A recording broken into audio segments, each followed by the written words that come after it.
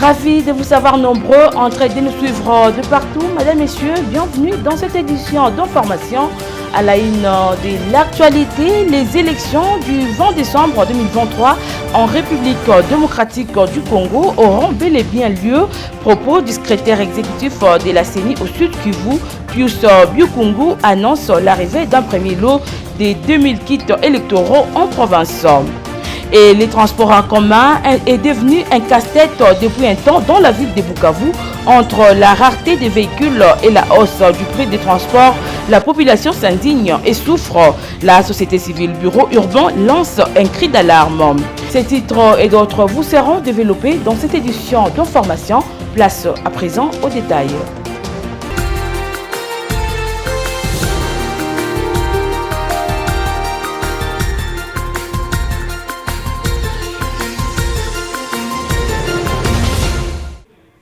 Ouvrons ce journal par cette information. Le député national élu du territoire des Cabarets et autorité morale du Front pour un Congo nouveau, le docteur Claude Nyamugabo Baziboué, plaide pour l'installation d'une antenne de téléphonie mobile dans le groupement des Mumosho en territoire des Cabarets, dépourvu jusqu'à ce jour de la couverture des réseaux suite aux interférences des télécommunications avec le Rwanda. Suivez ces reportages de Crispin Moroula rendu par Guilain Akonkwa. Dans une lettre adressée au directeur général des Vodacom Congo et dont une copie a été exploitée par la radio-télévision EK, c'est mardi 3 octobre 2023, ces meilleurs élus des Cabarets aux élections de 2018 renseignent que lors de ces dernières vacances parlementaires dans les groupements des Mumosho, plusieurs plaintes liées aux difficultés de communication lui ont été données par ces électeurs de cette partie des Cabarets. Pour y apporter solution, cet élu du peuple pense qu'il est urgent qu'une antenne relais de la société Vodacom soit installée dans ce groupement. Pourquoi le choix de Vodacom? Maître Claude Nyamugabo justifie cela par la longue expérience de celle-ci ainsi que sa large couverture, sans parler de sa qualité réseau qui n'est plus à démontrer. Notez que le groupement de Mumosho est situé à 20 km au sud de la ville de Bukavu sur la route nationale numéro 5 et reste dépourvu du réseau, privant ainsi au moins 30 000 habitants de liaisons cellulaires avec l'extérieur, et cela en plein XXIe siècle. La Fondation Claude Nyamugabo assiste des centaines de familles du village Kaungu dans le groupement de d'Irambi Katana dans le territoire des Cabarets, victimes des inondations causées par de fortes pluies qui ont ravagé tous leurs champs. Suivez ces reportages de Stanislas Duciel. Des sacs de farine, du riz, du savon, du haricot, du sel, une assistance de l'honorable Claude Nyamugabo qui devra permettre à ces familles d'assurer leur survie et autres semences pour booster leurs activités champêtres de l'avant. C'est la coordonnatrice de la fondation Claude Nyamugabo, Nadia Kabaré, qui a procédé à cette remise au milieu de fils et fils de Kaungu. Ici, le surnommé Mwanaweka, d'une fils du terroir, Dr Claude Nyamugabo essuie les larmes de ces hommes et femmes frappés par ces catastrophes naturelles qui ont détruit tous leurs champs. Ces derniers ne cessent de lui promettre leur soutien total aux élections de décembre 2023. Nous remercions Claude Nyamugabo, voir que nos champs étaient détruits par les eaux de la pluie. Mais nous disons merci pour ces soutiens qu'il vient de nous envoyer ici à Katana. Nous, habitants de Katana, sommes derrière lui. Nous sommes vraiment contents de voir que Nyamugabo vient de nous assister. Nous avons déjà son numéro en tête, 177. Occasion faisant le larron, des écoliers de cette partie de Cabaret ont bénéficié de fournitures scolaires. Via ce geste, le lieu de Cabaret décide d'accompagner la vision du chef de l'État, Félix Tshisekedi, prônant la gratuité de l'enseignement de base en RDC. À noter que des actions du surnommé Grands Travaux, professeur Claude Nyamugabo, ne cessent de se multiplier dans le territoire de Cabaret pour son développement, à la grande satisfaction de tous ses électeurs. Même des enfants chantent ses actions.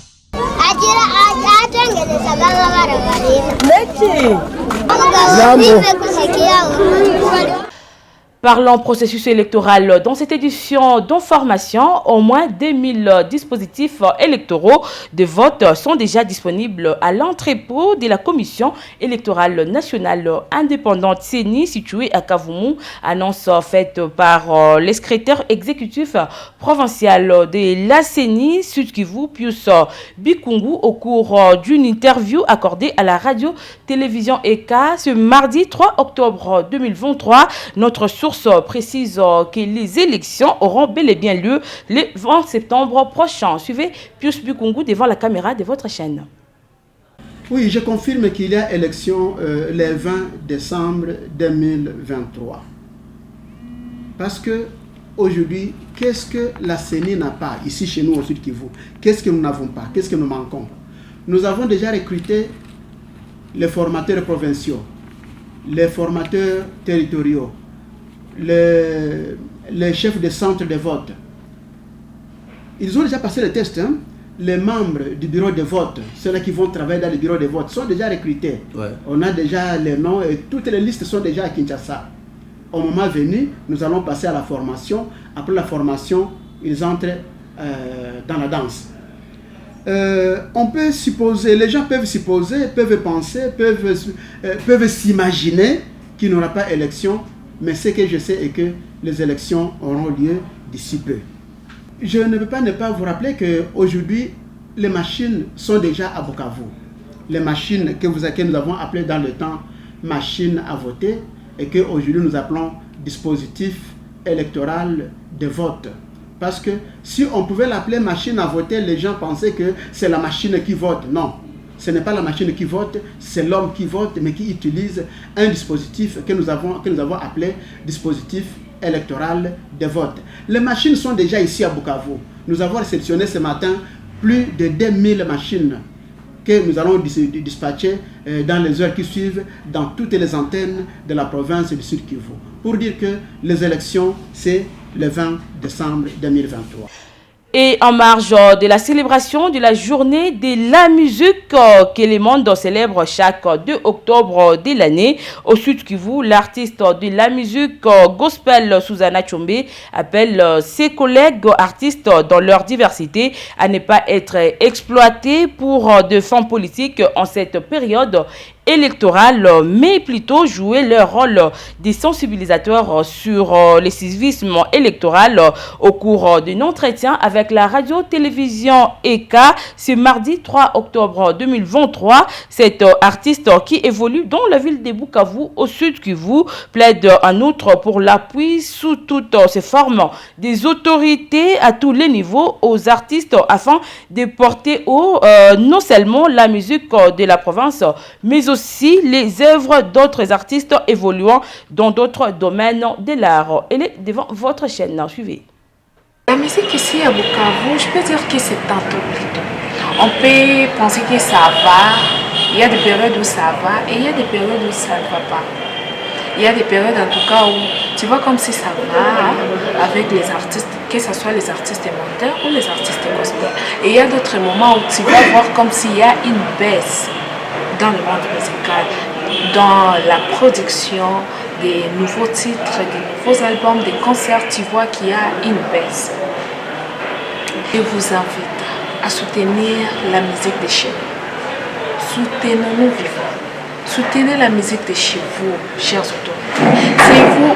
Aujourd'hui, je peux dire comme si les autorités, ce sont nos parents. Vous voyez, alors si un papa ou une maman ne soutient pas son fils ou sa fille dans ce qu'il fait, il y a risque que ce qu'il fait ne puisse pas marcher très bien. J'invite seulement mes frères et sœurs artistes à continuer à fournir les efforts, donner les meilleurs de vous-même, travailler durement, donner la bonne musique, de qualité. Faisons tout pour l'avancement de notre province. En tout cas, ma vision est de forger pour arriver loin, de continuer malgré notre province. Parce que notre province, en tout cas, ce qui est beaucoup plus rejeté ici à Bukavu, c'est le monde musical. On ne se soucie pas des artistes, des artistes. C'est pas seulement le monde musical, parce que même les comédiens aussi, leur voix. Donc, le monde artistique, on ne se soucie pas de ça. Alors moi, je ne vais pas regarder surtout les autorités de notre ville. Mais moi, je vais donner le meilleur de moi-même pour arriver un jour au sommet, pour être nationaux et pourquoi pas internationaux. Et les bureaux urbains de la société civile de la ville de Bukavu condamnent avec la toute dernière énergie les difficultés qui rencontre la population de la ville de Bukavu dans les transports en commun, surtout dans cette période des contrôles des véhicules. Ils dénoncent le fait que les conducteurs des taxibus et voitures fixent le prix à leur propre gré. À cet effet, cette structure citoyenne demande à l'association des chauffeurs du Congo à faire respecter des mesures du maire de la ville portant réglementation du prix de transport en commun et interdisant les systèmes demi-terrain. Les rapporteurs du bureau urbain Maître Gaston Loubala l'a fait savoir ce mardi 3 octobre 2023.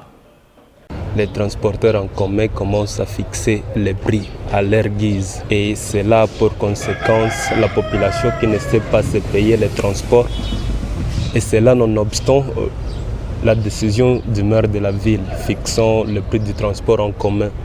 Nous sommes en train de déplorer ce comportement de conducteurs dans la ville, mais également le fait qu'aujourd'hui les conducteurs n'arrivent plus à destination, surtout pour les transports en commun.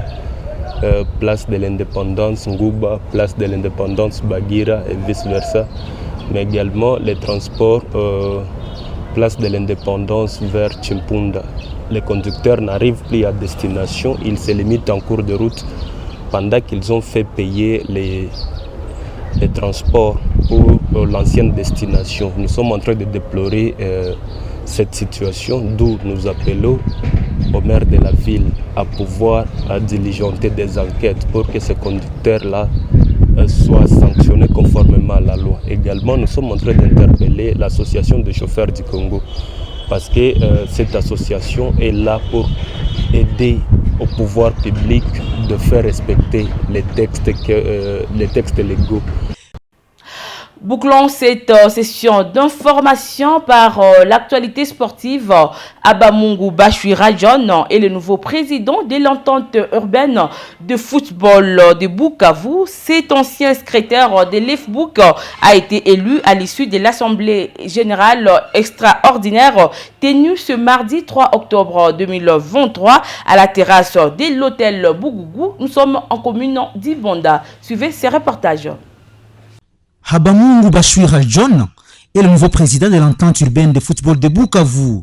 C'est ce qui ressort de l'Assemblée générale et élective qui s'est tenue ce mardi 3 septembre à la terrasse de l'hôtel Bougougou, non loin du rond-point Fer Rouge en commune d'Ibanda. Ce nouveau patron de l'entente urbaine de football de Bukavu est élu par la majorité absolue des responsables des équipes engagées en l'entente urbaine de football de Bukavu, soit 39 voix sur 40 votants.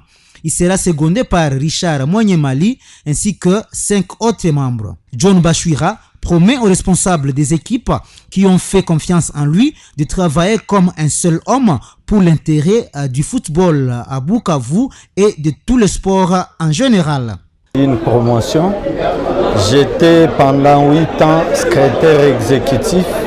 Il a plu au club de me lever au rang de président de l'entente urbaine de football de Bukavu. C'est donc une satisfaction pour moi. Aujourd'hui, c'est me mettre résolument au travail pour relever les différents défis qu'on cesse de reprocher à l'entente urbaine de football de Bukavu. Et le premier défi, c'est d'abord asseoir l'administration et ensuite s'occuper de l'immeuble qui doit abriter l'entente urbaine de football de Bukavu. Et troisièmement, améliorer l'aspect technique pour que la ville puisse garder son leadership en face des autres cercles de la Ligue de football du Sud Kivu. Rappelons que ce nouveau comité, dirigé aujourd'hui par John Bachwira, remplace celui de Georges Moussongela. Ces élections se sont organisées en présence du président de la Ligue provinciale de football du Sud Kivu, M. Boudundoa Magambo, du chef des divisions au sport ainsi que de plusieurs témoins, dont des journalistes sportifs et les responsables des équipes. Rappelons qu'avant d'être élu président de l'entente urbaine de football de Bukavu, John Bachwira était secrétaire dans le comité sortant. C'est par cette actualité sportive que nous mettons un terme à cette édition d'information. Madame, Messieurs, merci à vous de l'avoir suivi et bonne suite de nos programmes. Au revoir.